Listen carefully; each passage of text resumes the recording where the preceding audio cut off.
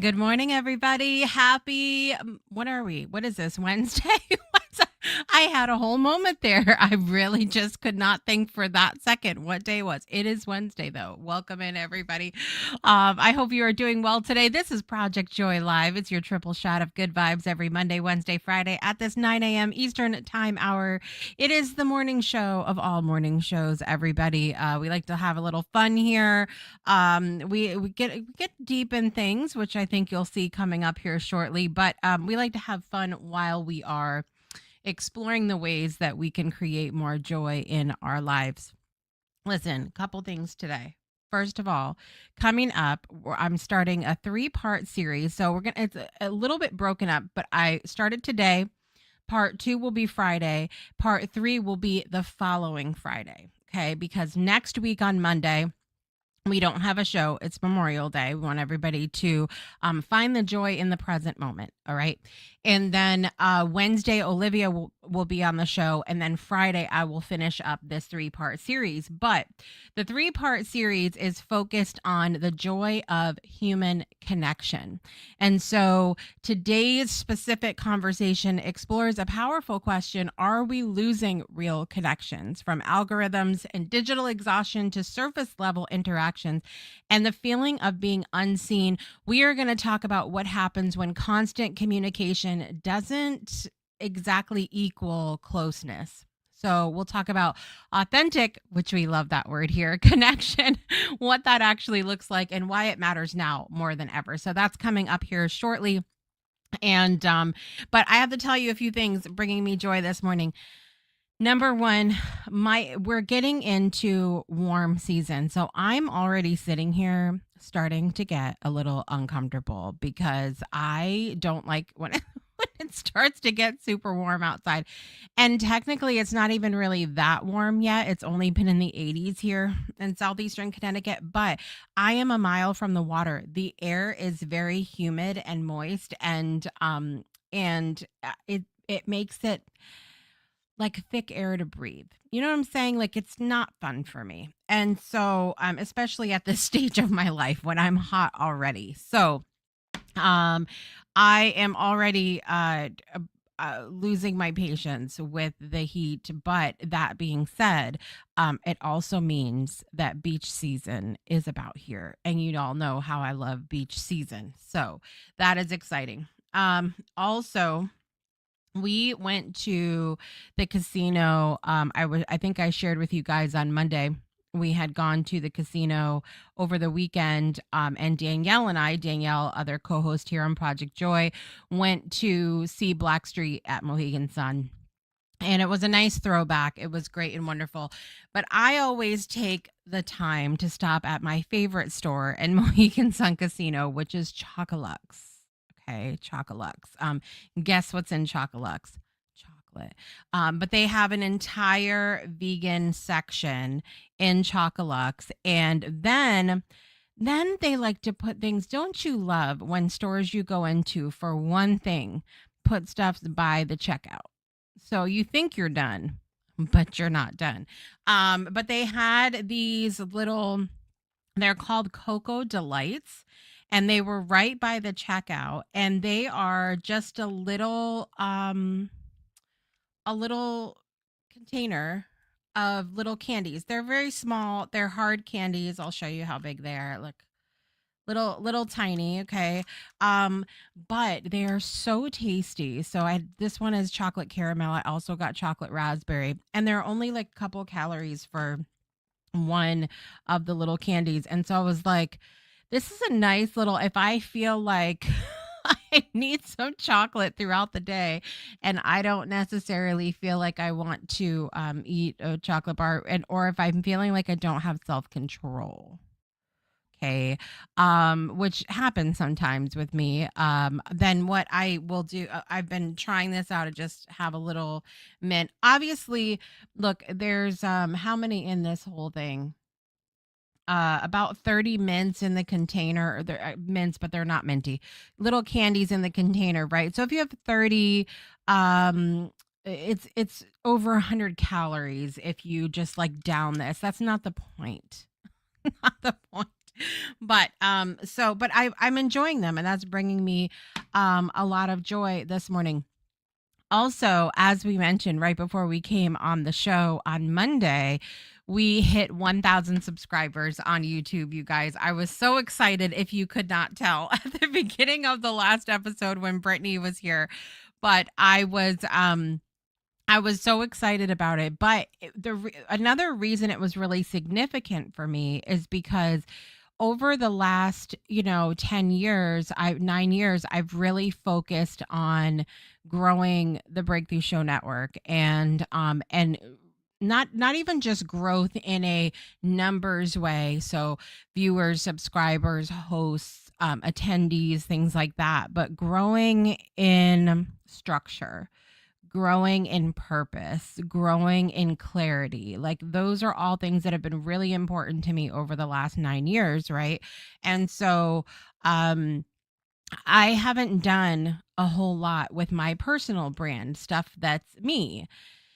And so much of me has been wrapped up in the Breakthrough Show Network. So it's fine. All of that is good. And it's like, certain seasons for certain things, right? And so I finally in December, I think it was, a friend of mine reminded me yesterday. She was like, in December was when you really started going, I've got to do something about like me. And I said, yeah, I guess you're right. It was December. I thought it was January, but when I went back, sure enough, but I started working on a whole rebrand of my personal brand, my website, all of that fun stuff, in January, like really hitting it hard in January. And it took me a long time to really not just get clear about what I do, but then figure out, how am I going to present that? Who is this that I am now, based on all of the things that I've been working on over the years. And so I had already planned on launching the website on Monday.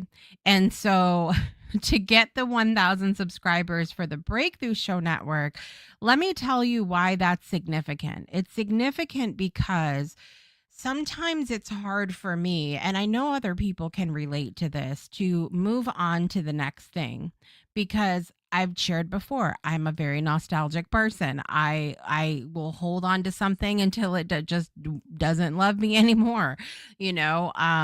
And so I had felt like, what if I put all of my energy into this personal rebrand, and then something happens with the network? Like, what if as part of this rebrand, the network has to go? And I was in a panic about that, because I wasn't that's not what wasn't even in my trajectory, in my way of thinking about any of this. But I started to worry about something that didn't exist.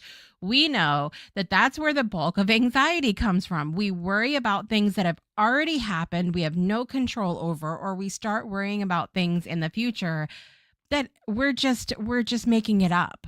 We're just making it up. And so the significance that the day that I launched my personal brand, we also hit a new milestone for the network, meant so much to me on a personal level, because I felt like, no, look, if I it felt very much like the energy of, if you focus on yourself and you do the things that you know you need to do, everything else will fall into place. Don't worry about stuff that isn't a real thing. Don't make stuff up. So it was a really a lovely, beautiful, serendipitous sort of moment. And I've been relishing in it for the last couple of days, so it's good. Let's check over in the comments this morning. Miss Sang D is over in that VIP seat this morning. Happy Wednesday. You are my Sangshine, she says, and I was so excited to be here today. If you're joining us live or on the replay, check in over in the comments as well. Teresa's here this morning. Good to see you here. Life is a playground, Sang says, and playgrounds are meant to be fun. That is it. I'm gonna the first place I'm gonna take you, Sang, when you come to visit is Chocolux. Okay. Small bites, small calories, but the problem is that who can take one bite? I mean, truly, anytime we start talking about portions, guys, I'm in so much trouble. I'm in so much trouble. I love it. Yes, we are celebrating 1,000. I'm so excited too. The look of that 1K hits a little different when you look at it. It does. When you go on, and once you hit 1,000, it stops when you go to look at the numbers, like on the overview of the YouTube page, it stops giving you the exact amount of numbers. Like it doesn't say 1001, 1002. It just says 1K. And so that's a little different too, because when I go to look, I was like, oh, it's not just 1K. We got to, let me see what it's at right now, 1004. So I was like, okay, we surpassed him, but it doesn't show you that in real time anymore until you go into the in this YouTube studio. So that was exciting too, just to see the difference. And it's the same thing on TikTok. When I first hit 1,000 on TikTok and then hit 10,000 on TikTok, they stop. You don't see the exact numbers anymore. They just put you at the K, and you count from there. So, yes, 2K mark is next for sure. We'll get there. We'll get there. I probably will celebrate by the 500s because I know how hard it is. This is the interesting thing, and we'll go down a very slight rabbit hole about this. Why is it significant? For us, it's a really big deal for the Breakthrough Show Network. And this is why. The algorithm on YouTube is dependent on consistency. Okay. Consistency. We have, of course, some of the little things in the background, like the things I talk about. My hosts know I will beat this till it's dead. But the thumbnail, using your real estate, the thumbnail, the title, the description, all of those things, right? But there's also something else that plays very heavily into YouTube, and that is a very specific sort of niche topic, if you will, like a structure to your content. That is really difficult to do as a network. If it was just me and I had one particular niche or topic that I was, leaning into, it would be much easier to grow than it is to have where all of the hosts on the network are sort of focused on this entertaining, conversational, personal development. That's the niche that we're in. But every host is different. Every structure is different. The way that the shows run are different. The guests are different. The topics are different. Every show has a sort of a focus that they put their energy into. Whereas, so that's what makes it really difficult for us specifically on YouTube, because we're not specifically one thing. We're not one thing. So it makes it really hard. And so that's why that 1,000 mark I'm so proud of, because we have a lot against us as coming in as a network. So it is exciting, but I think we're going to continue to have a good time with it and have fun with it. I think that's the biggest tip I would have for someone trying to grow any platform, social media, blog, YouTube, whatever it is, TikTok. Have fun with it. And who cares if you get to 1 million subscribers and you're not having a good time and you hate it, What was it worth it? Is the question. Miss Melinda's here this morning as well. Good morning, Miss Melinda. Always a pleasure to see you. So, we are going to take a super quick break. And when we come back, we're going to get into our topic today. Are we losing real human connection? And we'll be right back after this. Breakthroughs are about more than you might think. They're about discovering who you are, digging deep, reaching to the core of your soul. They're about healing yourself, understanding your beliefs, creating a ripple effect. And it's not just those initial moments that matter. It's about using them to bring more joy into our own lives and the lives of others. It's about having fun, letting loose, enjoying every moment life has to offer. It's about finding a safe space. It's about creating connection.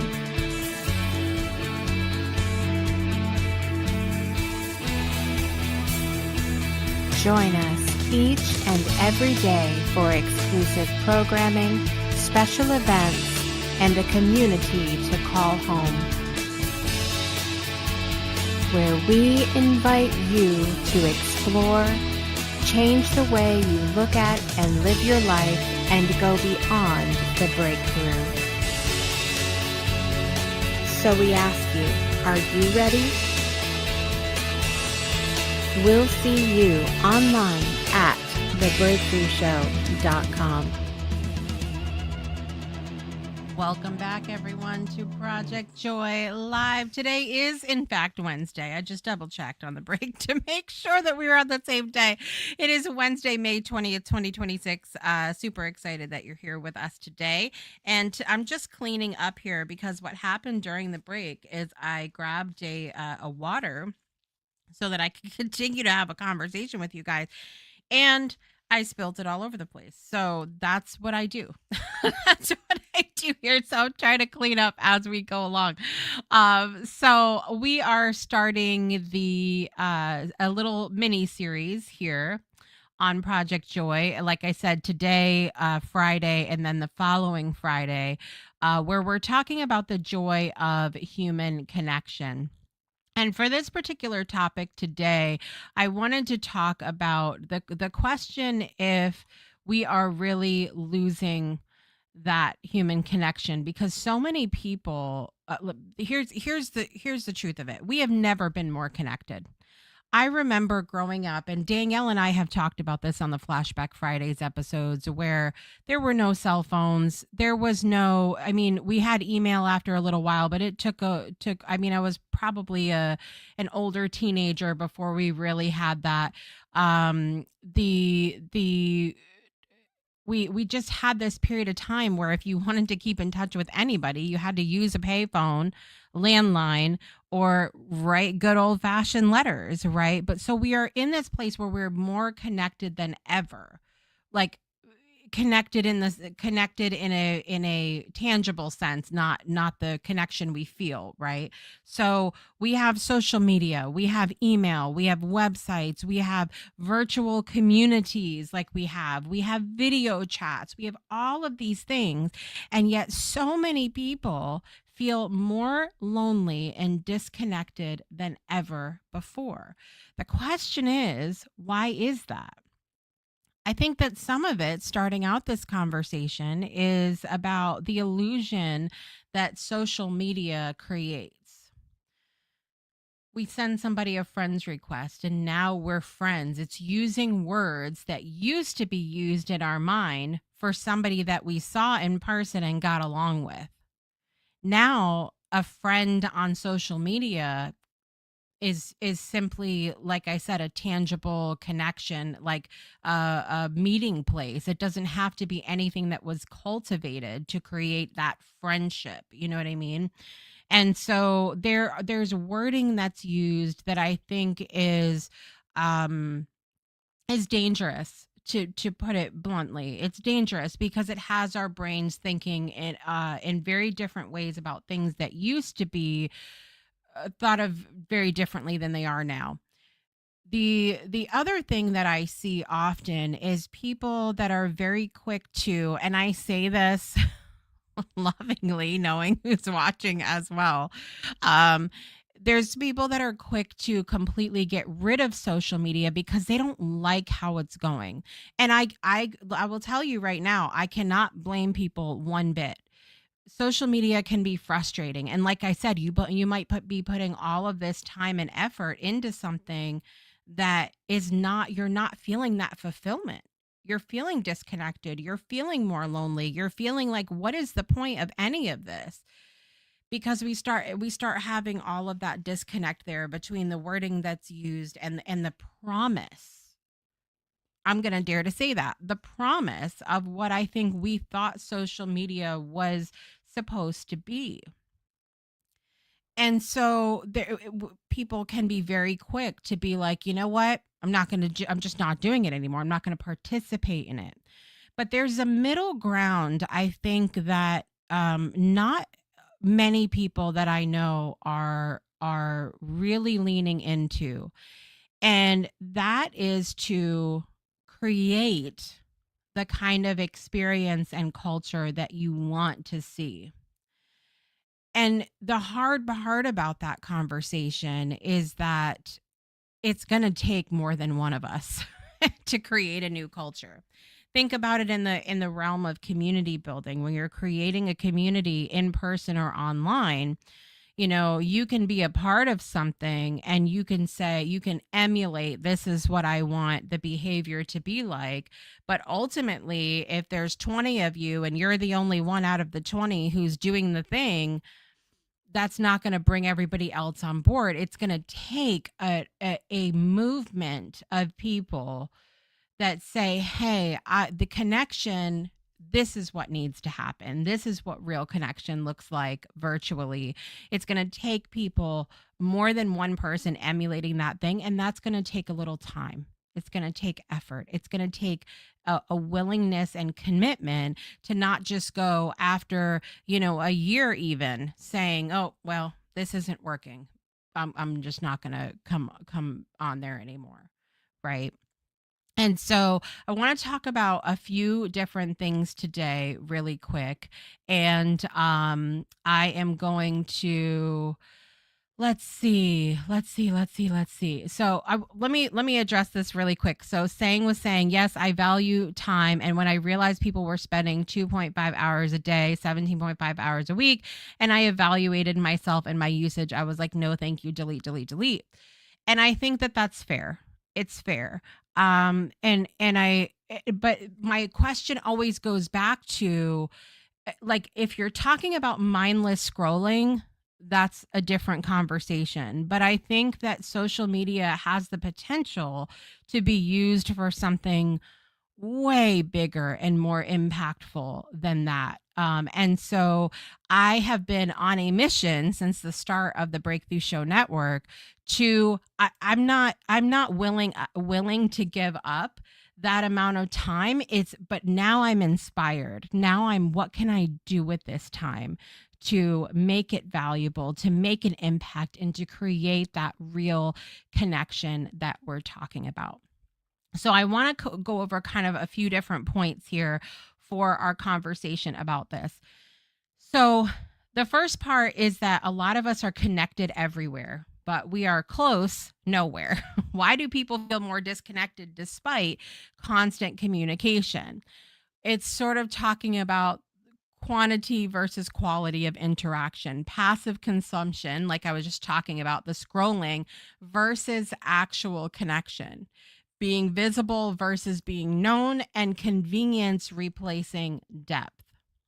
A lot of people are turning to AI right now. Even so I have been making an effort to be more visible over on LinkedIn. And you see a lot of people who it's very clear that folks are using AI for articles and posts and things like that, which there's nothing wrong with that. But I'm even seeing AI being used in responses. And it's so clear, guys. If you, there are so many telltale signs of using AI. It's that it's not this, it's this, it's the M dashes, the certain endless lists of things, the overuse of adverbs. There's a lot of different things that kind of point to AI usage. And so I notice even more and more of people taking people's posts on social media, throwing it into AI and being like, give me a good response for this, because it's very clear that the responses are not even genuine. And so, as we talk about this part of being connected everywhere but close nowhere, take time to evaluate what platforms that you're on. I know that when a lot of people are on social media for business, it is very tempting to be on every damn platform, because what if you miss your ideal client? What if you miss an opportunity? But evaluate where you are. You do not have to be every place at all. And then evaluating what you are doing with your time on there. I am probably not going to be one to ever advocate for getting off of everything, just because of the impact that it's had on my own life. But I will say to think about the connection that you have. Are you just responding because you're expecting something in return? Are you genuinely responding? Or are you just throwing somebody's post in AI and letting it do it for you? Are you really wanting to people to know you for who you are, or is it just visible? We had a very interesting conversation recently where we were talking about when people are showing up on social media, and so many people were like, well, I pop on when I have a new offer to share, or a launch, or a new product, or something like that. What happens in between then? Nobody knows who you are. And then those outreaches on social media feel like they're selling to you. Period. End of story. Like, you say nothing and then buy my stuff. That's not, I mean, it's no wonder people come into social media feeling completely jaded. They feel taken advantage of. They don't feel that closeness. They feel like they're watching a TV ad. So, how are you interacting? Is it genuine? And if it's not, you know what? Maybe it's not for you. Maybe it's not for you. The second thing I wanted to talk about is algorithms versus relationships. How do algorithms shape the way we interact with people now? Algorithms on any platform are going to show you what they think you want to see. So if you're doing a lot of searching for purple clothes, you're going to see a lot of ads and things and people and suggestions for purple clothes. And that creates echo chambers. Okay. It creates the places where it looks like everybody is agreeing with you. There's engagement driven interaction. Things don't get seen in the algorithm unless people are loving, not just liking. I've had a whole rant over the years about the thumbs up button. Did you know that when you just quickly give the thumbs up button to somebody, that hurts their chances of being seen? If a platform has other ways for you to interact, whether that's holding down on the thumbs up button a minute and letting a heart come up, or a laughing face, or even the angry and sad faces, okay, that helps the algorithm better to see content more. If you don't have another option for a reaction, comment on something, share something, all of that. But it's all of this engagement driven interaction, which is really tough for people. So the people that you're closest to may not be front of mind for you anymore, because you're just simply not seeing their stuff. We see people performing versus authenticity. As we've come into this space of 1,000 subscribers on YouTube, I am well aware that certain formats of thumbnails and the way that the titles are structured are going to get more clicks than something that is real and authentic, because the clickbait is real. We are in attention economy right now. how much can we take in? And it's this constant taking in. And I've talked about it before. I don't want to be a part of that. I don't want to be a part of that. I don't want to be a part of putting out more information out there and not having that amazing interaction with people, that accountability, connection, getting to know each other in a deeper way.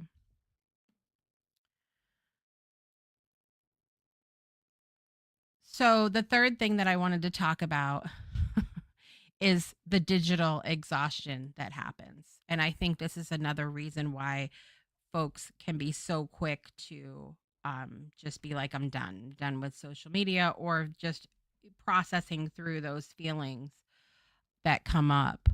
Um, what happens emotionally when we are constantly on all the time? We can get burnout. Notification fatigue is a real thing. I went through, I turned all the notifications off on my phone. I intentionally go into, accept my text messages from my kids and things like that. But all of my social media notifications off on my phone. I don't get any. I go intentionally to places. If I'm expecting a message, I go. If I need somebody to be able to get to me right away, I'll give them my cell number, as opposed to social media. We start to feel emotionally numb after a while of seeing the same things, because we're in that echo chamber, or we're seeing the constant AI content and not content that you feel like is responded to by a real person. And one of the biggest part of digital exhaustion is constant accessibility. And this has had, we could honestly probably have a whole show about this topic, because again, Danielle and I have talked about this before. We would go to the beach for the day as kids. We would ride our bikes from the neighborhood to the beach, and we would be there all day. Somebody called, we didn't know. Then, even prior to us having answering machines, I remember when we started having answering machines and people could leave a message. That was a breakthrough. When we started being aware that somebody was looking for us while we were gone. Now, all somebody has to do is pick up the phone and you're a message away, no matter where you are, in the bathroom, in the store, wherever. And that constant accessibility can be exhausting. So creating good boundaries for yourself is really important, of like, and I think part of that conversation that I've been talking with people, we had a very yummy, juicy conversation about this inside the Global Business Plaza during happy hour on Monday, which was about, responsibility and communication in relationships. As we are creating these virtual connections with people, are we communicating with them? If you were showing up to work every day, let's say, for example, you're going to a physical office every day, and one day you just decided not to show up. And then let's say you're gone for a week. There's so many people in the digital space that are not comprehending that doing the same thing to your virtual people that you're connected with virtually can do the same, have the same effect. You start to wonder, where are people? Are they okay? Did something happen? So having that communication, I think, is a huge part of this, and boundaries within that, for this constant accessibility that's causing the digital exhaustion. Because we need to say, hey, you know what? I'm taking a mental health day. I'll see you tomorrow. You don't have to explain anything.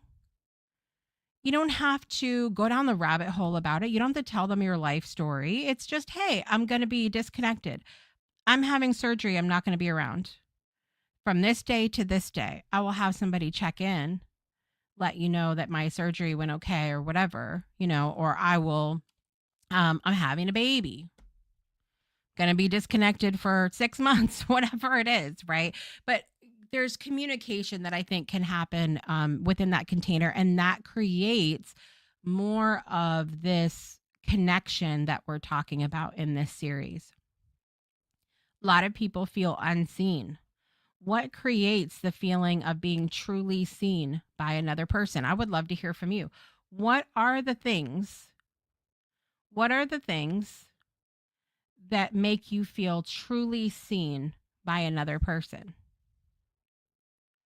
Presence when they show up. Are they listening? Do you share experiences together?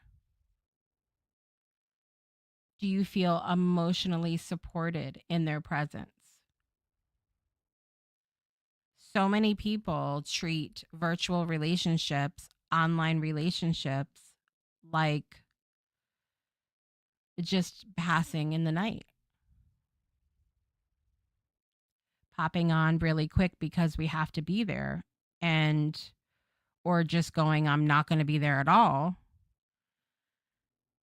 And then people start to feel like they don't matter. I know a lot of people that have told me for business purposes. And again, going back to what Sang said in the comments, social media ultimately is a tool. You can use it how you want. There's a lot of people that use it as a tool to show up, promote their stuff, and then they leave. There's no reciprocal support. There's no listening, hearing, or being present for others, but you're expecting people to show up, listen, be present for you. What do you think? How do you think your audience feels? How do you think your followers feel? Your family, your friends, your business connections, how do you think they feel when that happens? They feel unseen, unheard, unvalued, unappreciated, unapart of your life. So then why are you there? That's not social. Social media, it's not social. The final thing I wanted to touch on for today's first part of the series is, what is it that we are actually looking for? And this is sort of an evaluation for yourself. What is it that we are actually looking for? Are people really, like, are they looking for attention or belonging? Are they looking to be validated in their work, in their beliefs, and the things they're putting out there? Or are they looking for real, true connection? I think that most people have a real hunger for community and belonging. They want to be a part of something. And so, again, if you're coming in and regurgitating information that isn't even yours, you just said, to AI, hey, make me a post. People crave meaningful experiences. That is at the heart of all of the work that I do. They want to feel a part of something. They want to feel nurtured. They want to feel like they belong, that they're cared for. And I have a big, strong belief that if so many of us came together, we banded together to create a new culture across virtual relationships, through virtual communities, even through social media, a new way of approaching it, then the culture over time will start to shift. And we'll be, I think, on the road to creating what I think many of us thought social media and virtual connections were supposed to do for us.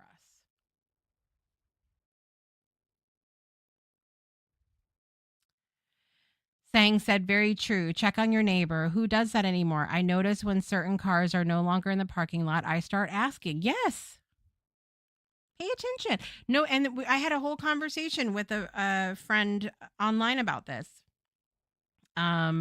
Checking on people. And a lot of times, and you'll see little posts like this across social media and things like that, but a lot of times it is the people who you think have it all together.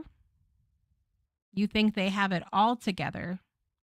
You think that they couldn't possibly be going through something, that they always look so strong to you.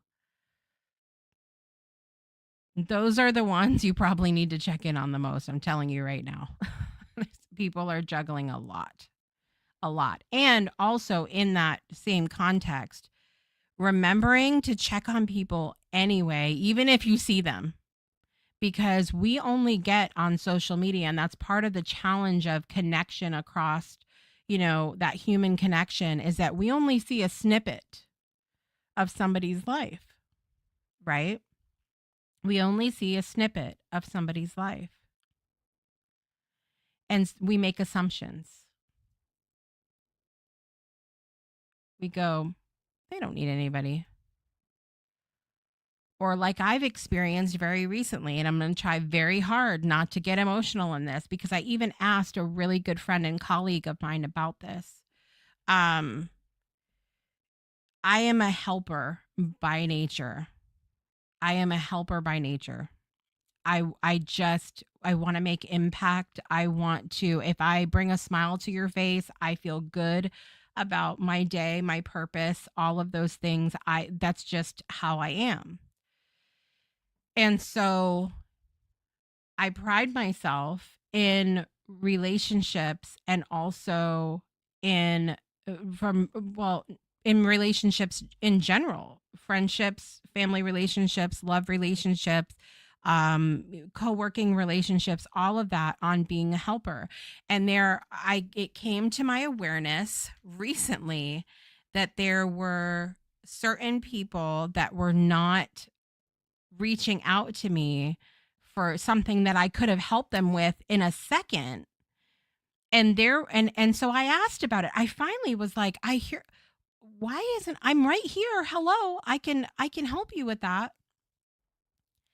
And I asked about it. I decided to say, how come you didn't come to me? How come you didn't come to me sooner? And this has happened in my life recently, in, like I said, across different types of relationships, business and personal. And their response to me was, well, you're really busy. I didn't want to bother you. So we see snippets of people's lives on social media, or even in very brief virtual conversations with people. You see a snippet, and then we make an assumption, like they did with me. She's too busy. And I got really angry at first. I got really angry because I thought, why do you get to choose for me whether I'm busy or not? Because one thing I'm really good at is my personal boundaries at this point. If somebody reaches out and says, hey, I need help with this, and I can't help, or I don't have the time or capacity in whatever form, I will say, I'm sorry, I can't help you right now. Or can we meet up in an hour? Or, you know what? I don't know the answer to that. Or, you know what? I just need to rest today. And I will say those things. And I realize on the other side of that too, that I had also made assumptions over time. I'll see that somebody's dealing with something, and I'll go, I don't want to tell them that there's something good going on in my life then, because they're going through something. And you know what's really interesting about that? Yesterday, I reached out to a friend that was going through something, and they asked, what's going on in your world, after we had, of course, spoke with them about what they were going through, and being the friend and the support and all in that way. And then they asked, how's things going for you? What's going on with you? And I hesitated for a minute, you guys, because I know that they're going through a hard time, but we do this all the time, right? And I was like, should I tell them that things are going? Yes, I should tell them. And it made their whole damn day, you guys. They were so happy that I told them about the 1,000 subscribers, about the website launch. I was so excited, Monday and into yesterday, about everything that was going on. And they, at the end of our conversation, they said, you know what? I really was feeling some kind of way about the things that have been going on with me. And that just made hearing how good you're doing, and how amazing that experience was for you, it just changed my whole mood. Who are we to assume things about people? truly. And we do it all the time. We do it all the time. So, as we continue this series that we're going to be working on over the next 3 solo episodes with me, we are going to be talking about, continuing to talk about the joy of human connection. In Friday's episode, we're going to talk about why shared experiences matter. We're going to talk about concerts, communities, coffee conversations, nostalgia, and collective memory. That's a big part of this. Experience creation, which is my expertise. And then the following Friday, we're going to really get to work and we're going to talk about how do we truly rebuild the feeling of belonging. We're going to talk about intentional spaces. Being intentionality is a huge piece of this conversation.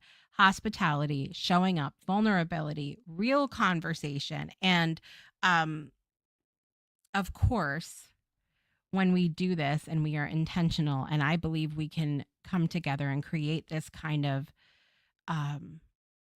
just a whole new culture virtually, we're going to have more joy.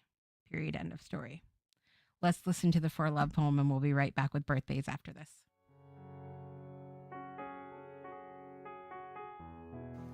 I shall stand for love, even with a broken soul, even with a heavy heart.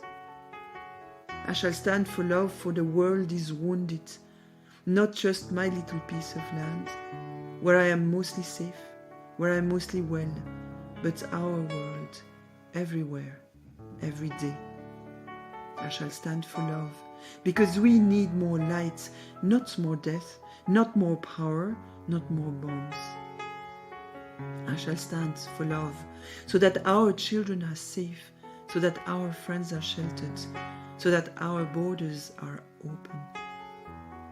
I shall stand for love, even with a broken soul, even with a heavy heart. Thank you, as always, for standing for love with us here on Project Joy Live. And I'm just thankful that you're here today. I really am. I had some new friends pop up as well. Derek, thank you for being here. Lovely to see you today, and happy to have you part of the conversation always. Sang said, "I am to be checked on. Please raise your hand." Listen, I sang. No. I sang the most obnoxious morning message this morning. And you're welcome for that saying in some kind of way. Because last night was really rough for me. There was a lot going on personally in my world. And I have found that if I want to get out of that, I got to take myself out of that.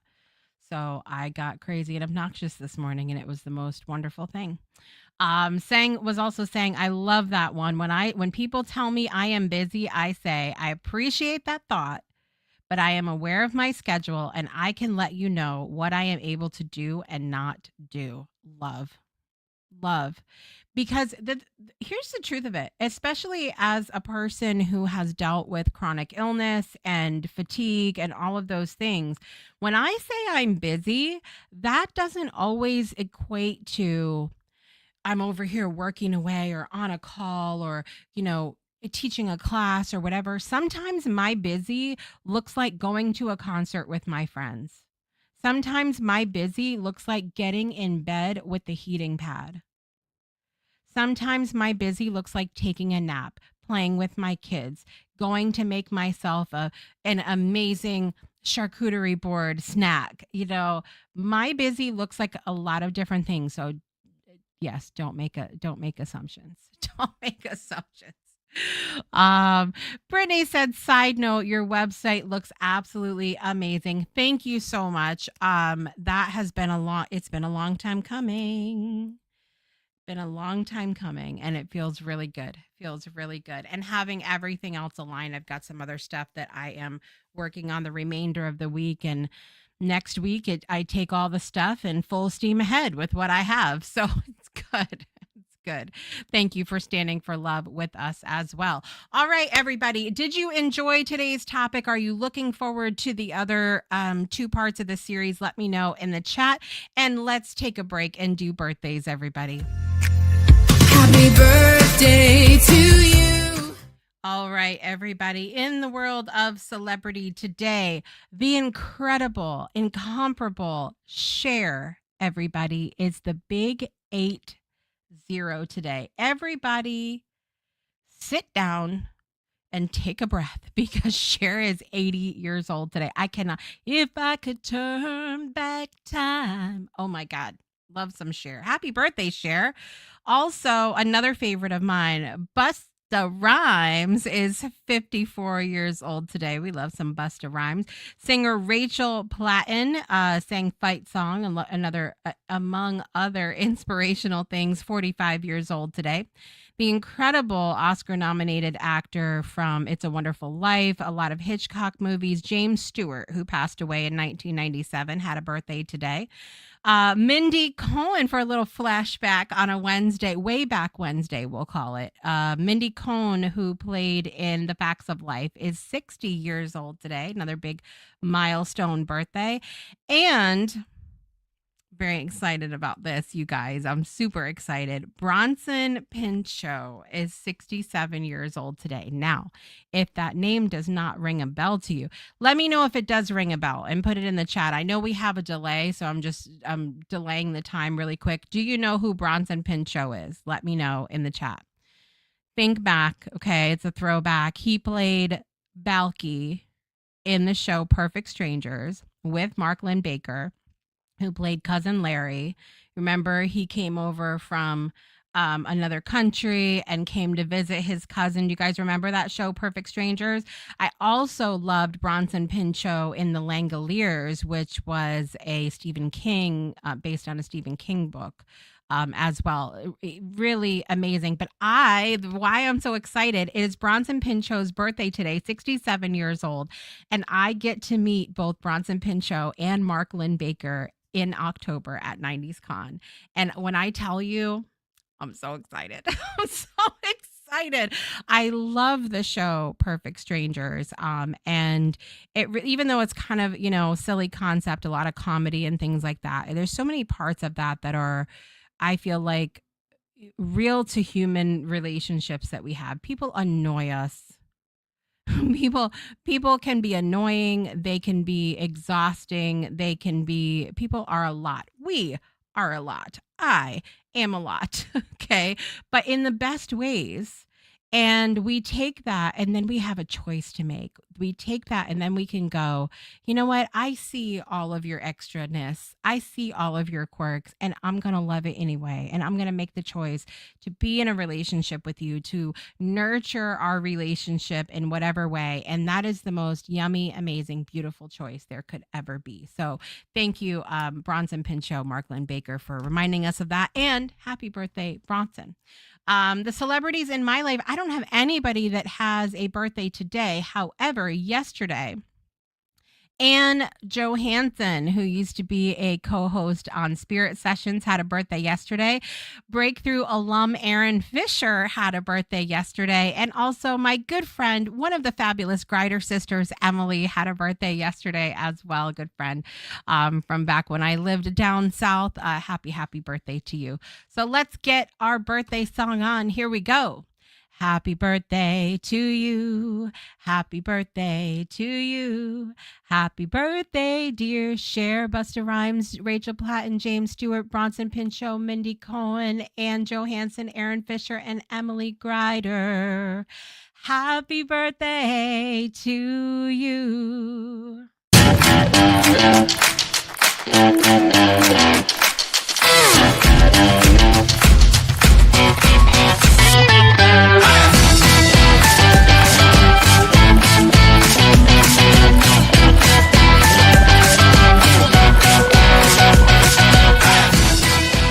Happy birthday to all those that are celebrating. We are celebrating right along with you. As I mentioned, coming up later on in the week, I will be back with you on Friday for the second part of our series here on Project Joy. Don't forget, next Monday, we do not have an episode of Project Joy because it is Memorial Day. And then Olivia Ambani will be with us on Wednesday, the 27th. And next Friday, I will be back with you for the final part in this series about human connection and rebuilding it and all of that fun stuff virtually. So thank you for being here with me wherever you are in the world today. I appreciate you all very much. I am your host, Jessica Dugas, and I want to remind you to make joy a priority in your life today and every day. And ask yourself what you can do to be a part of a movement to create more human connection, to really get back to the basics of that feeling of being a part of something and truly creating the space for other people to belong. I will see you guys next time. Bye, everybody.